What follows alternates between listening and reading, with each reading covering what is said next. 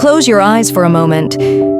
Imagine a world where your daily life wasn't what you read in history books, where survival wasn't a choice, but a constant gamble, where even the simplest acts, sleeping, eating, or walking in the street, could be dangerous. Tonight, we're going to step into the shadows of everyday life in the past, a reality history often hides. History books are full of kings, battles, and dates, but 90% of people lived very different lives. Lives that were dirty, frightening, short, and ruled by strict laws. A side of history rarely told. Hygiene in the Middle Ages bathing was rare. People often cleaned themselves dry using cloths, ashes, or herbs. Teeth were brushed with cloth or sticks. Lice and fleas were normal. Disease wasn't seen as a problem to fix. It was divine fate. Sleeping, a dangerous act. People often had two sleeps, first sleep and second sleep. Between them, they prayed, worked, or met in secret. Nighttime was when theft, attacks, or arrests happened. Sleep equals a moment of absolute vulnerability. Food, survival, not pleasure. What did people eat? Dark, hard bread, thin soups, meat only on special occasions. Many breads contained toxic molds. Food poisoning was common. Chronic hunger was normal. Eating equals a daily gamble. Law in every corner of life, curfews, bans on laughing or singing at night, control over sexual relationships, neighbors spying on neighbors. Law wasn't just outside, it ruled your home too. Children, miniature adults. Childhood as we know it didn't exist. Children worked from age 7. Physical punishment was educational. Child mortality, tragically normal. Life in the past was harsh, strange, and unpredictable. But it shaped the world we live in today. If this journey into hidden history fascinated you, don't miss the other stories in my channel, where the shadows of forgotten times are waiting to be discovered. Until next time, keep your curiosity alive and your eyes open to the past. Before you go, let me share a few examples of completely political marriages and deaths caused by poor hygiene. They're really strange, and honestly, I couldn't hold myself back from telling you. But before we start, don't forget, if you enjoyed this video, make sure to like it. And I've put links to a few similar videos in the description. You'll definitely enjoy those too. All right, I won't say anything else, so let's dive in. As I told you, life in the Middle Ages was brutally harsh and filthy. People lived constantly exposed to disease, filth, and strict societal rules. Hygiene was minimal, and death could come from the simplest daily act. For example, in 1347, the Black Death swept through Europe, killing tens of millions. But even before the plague, smaller epidemics and infections were common. Consider King Edward III's soldiers in the 14th century. During campaigns, inadequate sanitation, contaminated water, and lice infestations led to high mortality, sometimes before they even faced battle. Soldiers often died from dysentery or infected wounds rather than the enemy. Another tragic case is Empress Matilda of the Holy Roman Empire. In 1115, an outbreak of typhoid fever struck her city.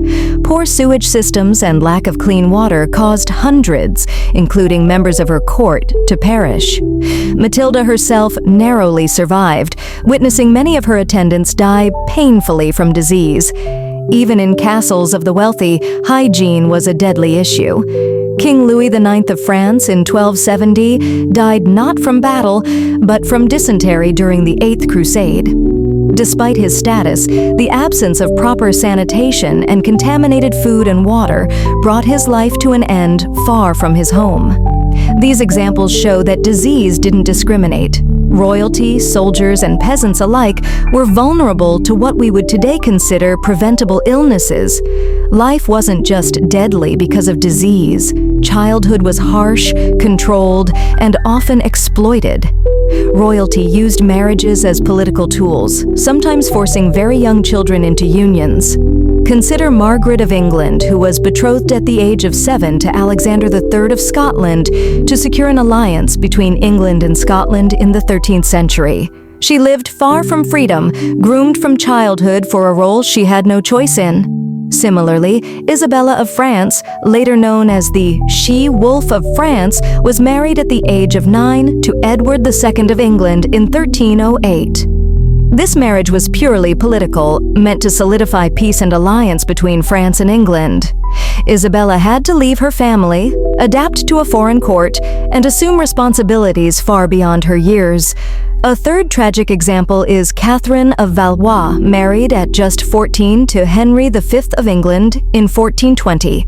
The marriage was orchestrated to end the 100 Years' War with a formal treaty, and Catherine's childhood was essentially over the moment she entered the royal household of England.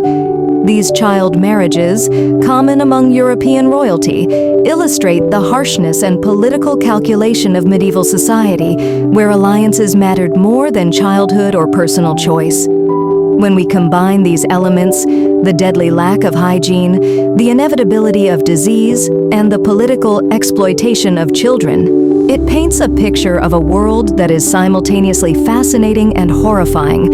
Imagine living in a castle or town where a bath was rare, lice and fleas were normal, children were married off as young as 7, and a simple meal or drink of water could mean illness or death.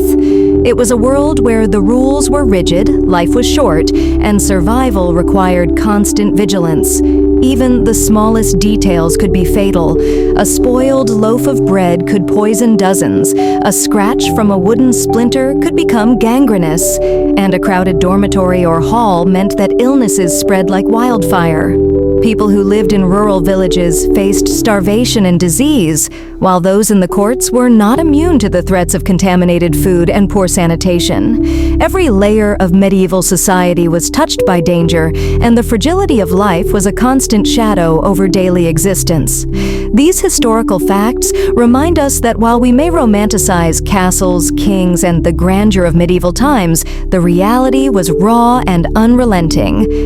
Disease, child marriages, and filth were not just minor details, they were defining elements of life. Royals might have had more comfort than peasants, but they were still human, still vulnerable, and still subject to the same cruel laws of nature that governed everyone else.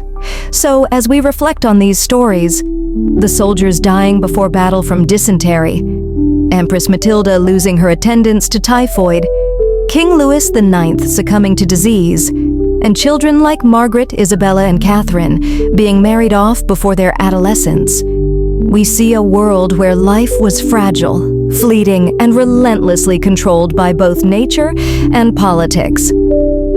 Thank you for staying with me this far.